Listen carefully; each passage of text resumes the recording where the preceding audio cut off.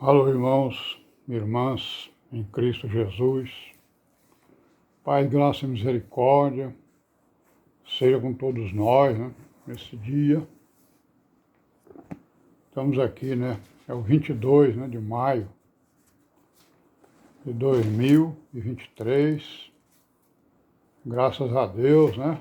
Estamos aqui firmes, né? Em nome do Senhor Jesus, né? Em vigilância, oração, né? Meditação, principalmente em obediência à palavra, né? Seguindo aí os caminhos das virgens prudentes, né?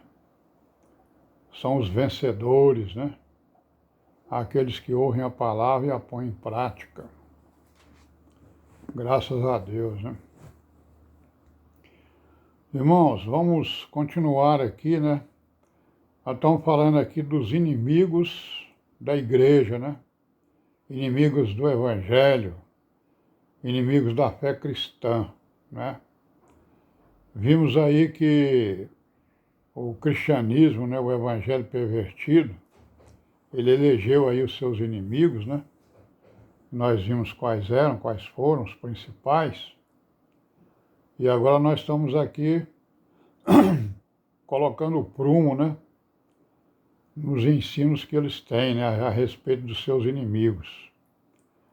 Porque os inimigos da igreja é aquilo que está escrito aqui nas escrituras, né? Que nós vamos ver aqui, já vimos, né? No vídeo passado, vamos continuar aqui vendo quais são os inimigos da igreja e da fé cristã, né? Então nós vamos aqui hoje ver aqui o Evangelho de João, capítulo 8, 44, né? Que vai dizer aqui o quê, ó? Vós tendes por pai o diabo, e quereis satisfazer os desejos de vosso pai. Ele foi homicida desde o princípio, e não se firmou na verdade, porque não há verdade nele. Quando ele profere mentira, fala do que lhe é próprio, porque é mentiroso e pai da mentira.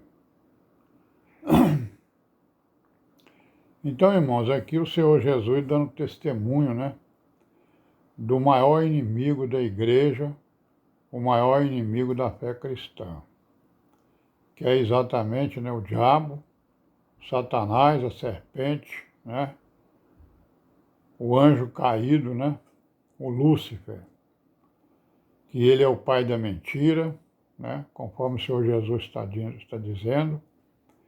E sendo ele o pai da mentira, então ele é o grande inimigo, né, da verdade, certo? E como a igreja é a dona da verdade, né, porque ela é a coluna, né, e a firmeza da verdade, então ele é o grande inimigo que nós devemos combater, né? Então nós estamos vendo aí que o próprio Senhor Jesus está nos dando aí, né, as diretrizes a respeito dos inimigos da nossa fé, né? Da fé cristã, que é a fé verdadeira. E ainda no Evangelho de João, no capítulo 10, né, versículo 10, ele falando aqui, né, do bom pastor e do mercenário, né? Ele está dizendo que, ó, que o ladrão não vem senão a roubar e matar e destruir, e eu vim para que tenham vida e a tenham com abundância, né? Então esse ladrão, né, que vem para roubar, matar e destruir, é exatamente o inimigo da igreja, né? Certo? E esse inimigo nós sabemos que ele é poderoso, né? Ele tem o poder de influenciar as pessoas, né? Os homens, as mulheres, né? Que ao longo da vida aí da igreja torceram o evangelho, né? Sobre todos os aspectos, vamos dizer assim. E aqui no capítulo 2 de Atos dos Apóstolos, e no versículo 34 e 35, ele vai dizer aqui, né? Porque Davi não subiu aos céus, mas ele próprio diz: Disse o Senhor ao meu Senhor: Assenta-te à minha direita, até que ponha os teus inimigos por escabelo de seus pés, né? Então aqui o profeta Davi dando testemunho, né, de que nós temos inimigos poderosíssimos, né, que só poderão ser vencidos por quem tem muito poder, que no caso é o Senhor Jesus e o Altíssimo, né? E nós estamos aqui, né, aliados a Ele. Nós somos aliados ao Senhor Jesus. A igreja é o corpo de Cristo. Estamos ligados a Ele para exatamente combater, né, esses inimigos que nós estamos aqui identificando e descrevendo aí as suas características, né?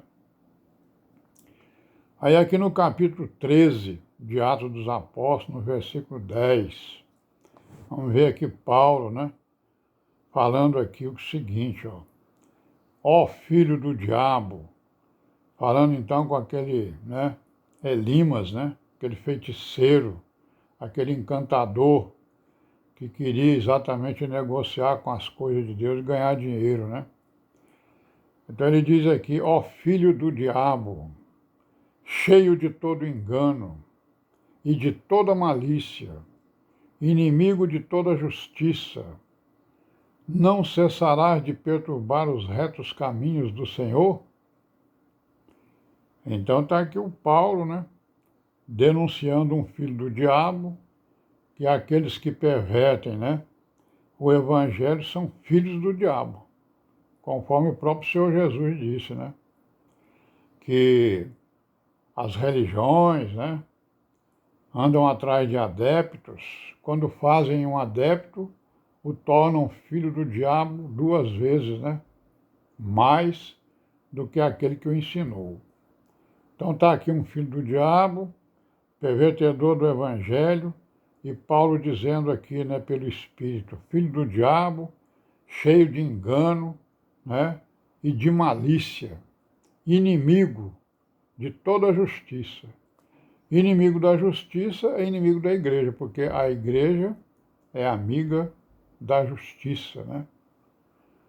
E assim nós estamos vendo aí então as características desses, né, desses inimigos, né, da igreja, da fé, conforme nós estamos vendo aqui. E agora nós vamos lá para 1 Coríntios, né, no capítulo 15, no versículo 25 e no versículo 26, que está escrito o quê? Porque convém que reine até que haja posto a todos os inimigos debaixo de seus pés. Falando aqui de Jesus Cristo, do seu reino, né? Então ele vai reinar até que haja posto todos os inimigos, né, debaixo dos seus pés. São muitos, né, os inimigos. Aí ele vai dizer o quê? Ora, o último inimigo que há de ser aniquilado é a morte. Aí, né? O grande inimigo nosso é a morte, né? O espírito, né, da morte, do cativeiro, né? É isso? Que é exatamente que está nas mãos, né, do outro grande inimigo, que é o diabo, né? Conforme nós vimos aí. E aqui em Gálatas, nós vamos aqui ver aqui no capítulo 1, né? No versículo 7, 8 e 9, vamos ver aqui as características, né, desses inimigos que adoram o engano e a mentira, né? Que ele diz aqui o seguinte, ó, que o qual evangelho, né, que ele está pregando, Paulo, que a igreja prega também, não é outro evangelho, mas há alguns que inquietam e querem transtornar o evangelho de Cristo. Tá aqui os inimigos. Os nossos inimigos são esses aqui, que são aliados ao diabo, né? Mas ainda que nós mesmos ou um anjo do céu vos anuncie outro evangelho além do que já vos tenho anunciado, seja anátema. Então nós estamos vendo, né, irmãos, aí os inimigos, vamos continuar aí identificando esses inimigos. Até amanhã, se Deus quiser, e paz seja com todos nós.